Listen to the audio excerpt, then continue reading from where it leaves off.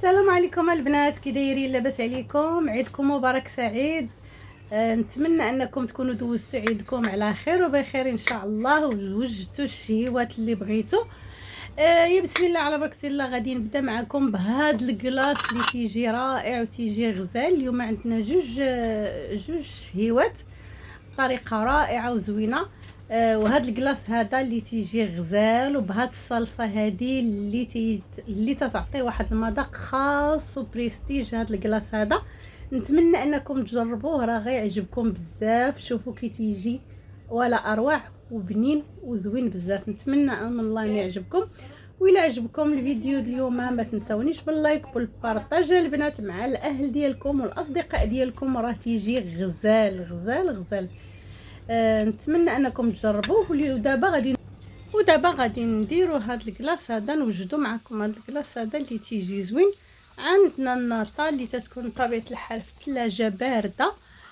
انا درت هادو اللي هما صغار، درت جوج منهم، وغندير الثالثه غندير منها غير النص.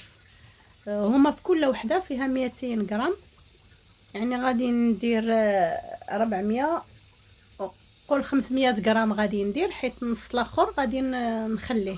وهنا درت 3 المعالق ديال السكر فقط، 3 المعالق باش ما تجيناش الكلاص حلو بزاف. ودرت واحد فاني كيف ما شفتوا. ودابا غادي نخلط مزيان هاد المكونات هادو.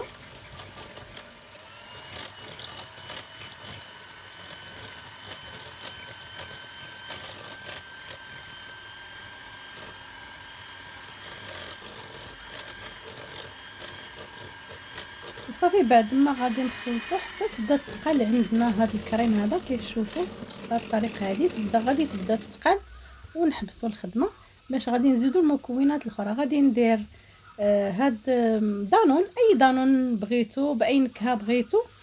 انا غادي نديرو يعني دانون عادي. دانون عادي هو يعني هو بالسكر، يعني دانون حلو. غادي ندير 4 ديال دانون، وضروري تحيدوا منه الماء. غادي تخليوه غير دانون بوحديتو، تخويو منه شويه د الماء وتخليو دانون. صافي درت 4 ديال دانون كيف ما شفتوا. وغادي ندير هاد الحبيبات ديال الشكلاط. غادي ندير هاد البيستاج اللي عندي طحنته مزيان بيستاج. وغادي نخلط هاد المكونات، نخلطهم. وغادي نزيد كذلك شويه ديال القرقاع مهرمش كيف ما تشوفوا، مقطعه طريفات. وغادي نزيدو حتى هو هذا تيعطينا ديك التقرميشه لداخل هاد اللاطو هذا او هاد الكلاص هذا، وتيجي زوين. يعني كيف ما شفتوا الطريقه سهله وبسيطه، ما فيها حتى شي مكونات اللي هما غريبين او لا صعيبين، يعني سهله. انا عندي هذا المول هذا، نتوما اي مول تبغيو تستعملوه. انا هذا المول هذا هو اللي غادي ندير فيه هذا اللاضو او لا هذا الكلاص هذا.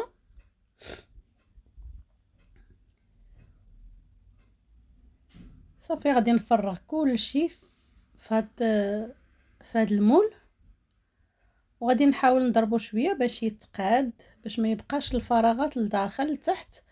وغادي ندوزو نحطوه في الثلاجه. هنا بعد ما جمد عندنا، شوفوا ها هو جمد كيف ما تشوفوه.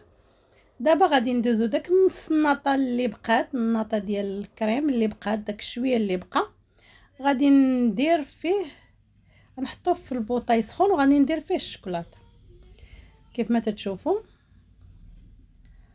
غادي نذوب الشكلاط وغادي نحركو مزيان، يعني ما تخليوش غير باش ما غير يسخن، باش ما يتحرقش عندكم، غير يسخن. ونقصوا شويه العافيه، وانتم بقاو تذوبوا هاد الشكلاط حتى يذوب كامل. ودابا غادي ندوزو نحيدو المول. غادي نحاولوا نحيدوه من، هو راه دغيا تيتحيد من الكلاص، ساهل. صافي تيجينا هاد الشكل هذا اللي عنده بحال هاد المول هذا، راه تتجي في المنظر ديالها زوين.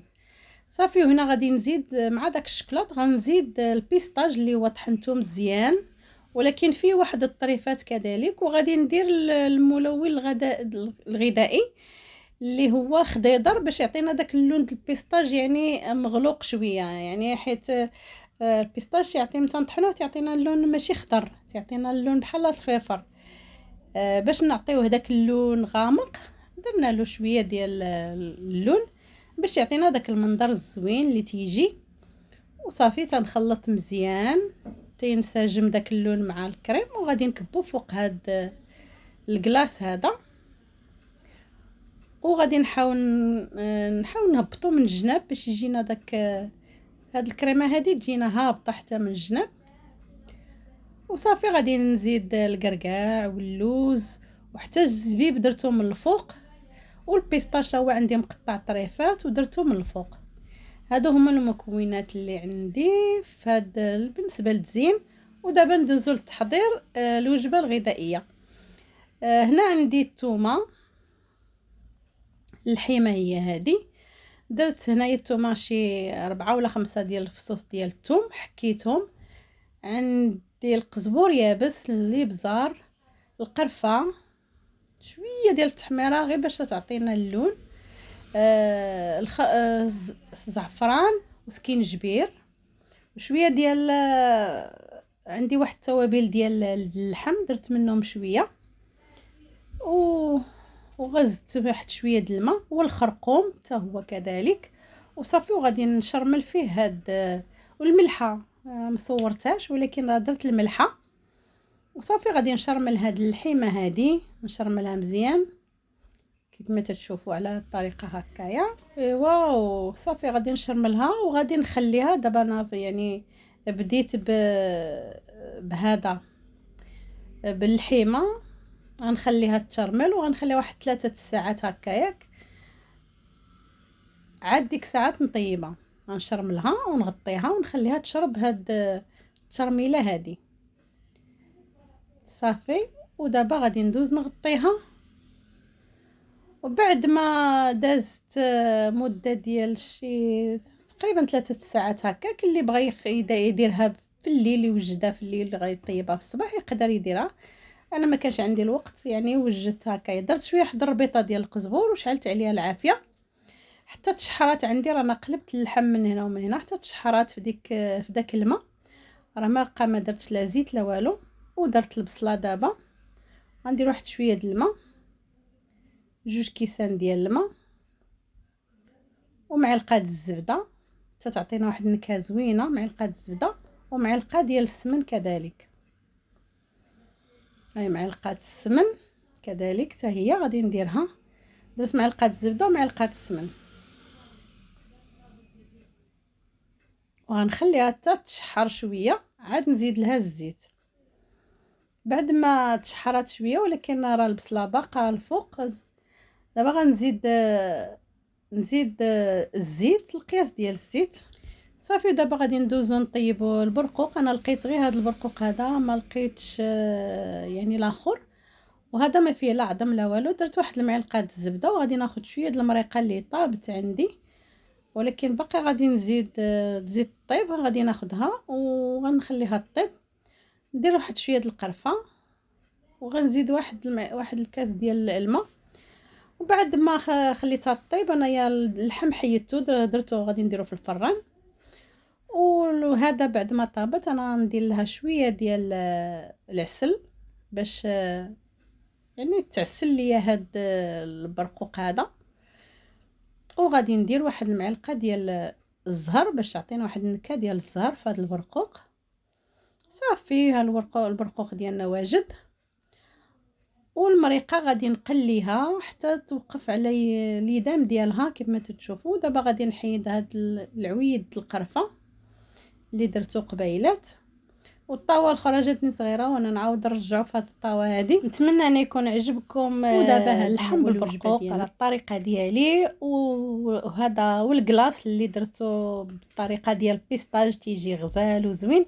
ونتمنى انكم تبارطاجيو. مع السلامه.